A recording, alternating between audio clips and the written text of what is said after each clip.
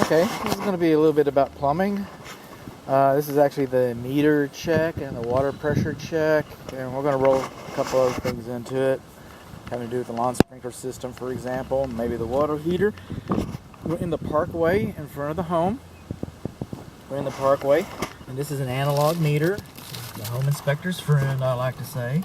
You see that little, right here, that little sprocket, that silver sprocket? It's called a flow indicator. Some people call it a cheater wheel or a cheater paddle. If you call the water company out, you think your water bill's too high, they'll come out here and they'll look at it and they'll say, "Yep, don't have any leaks." Or they'll say you got a leak. Here's the thing, if your water bill's high, you might want to come out here and look at this. If this guy's moving, if he's moving, water's moving into the house.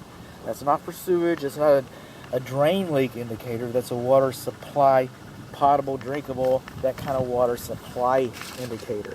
And it's not moving. It's not moving. So today this is past the water meter test. Yay! We passed the water meter test. Coming across the parkway sidewalk. This is the lawn sprinkler, the irrigation system. This is the check valve. And what we'll notice here is, as rusty as it is, but that's the main water shutoff valve to the lawn sprinkler system. With valves, parallel is on, perpendicular is off. Now that should be excavated so you can get around and work on the valve. Like this was excavated at one time, and at one time this was excavated enough. But it's lacking right now. We're supposed to have 3 inches of clearance beneath this. And these valves are supposed to be serviced every year. They never are, but they're supposed to be. They're supposed to be. That's what I'm here for. And that's for the lawn sprinkler system. Now I know, I can tell, I can report on that you've got a check valve for your irrigation system. That it's been serviced, I can't tell you. That it's effective and operational, I can't tell you. I know that you have one, and I'm reporting that.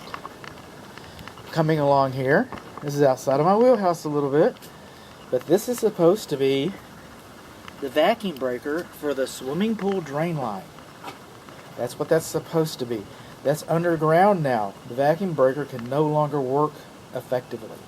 So the vacuum breaker for the lawn sprinkler system, for the swimming pool drain line, to me, by all outward appearances, without doing further investigation, forensic experimenting, whatever, but that seems to be ineffective. Or its effectiveness has been limited because it's been buried. Either way, this is the, I'm assuming that this is the water heater temperature pressure relief valve drain line termination point, which it no longer is. It's not supposed to terminate closer than 3 inches to the ground. And these bricks they're glued into place. These stones are glued into place, and it's supposed to be visible. It's supposed to terminate to the exterior, which it does, between 6 and 3 inches. Who can tell? It's less than 3 inches to me, and it's not within sight. Now over here, well, okay, we've got some surface drains the way they had these flower beds built up. But that's not what I'm over here for. Well, actually, I'm over here for the main shutoff, the main clean outs. We have one main clean out here. Okay, that's a main clean out for your sewer system. Be nice if it saw two. But this is where you find your main front door. House faces house faces west. This is the north side. This side, that's where your main sewer clean out is, next to the water faucet. So you may want to, if the plumber comes out and he says, "Where's your main clean out?" You go right. He walked right past it, just right out there by the bib faucet. That's what that is.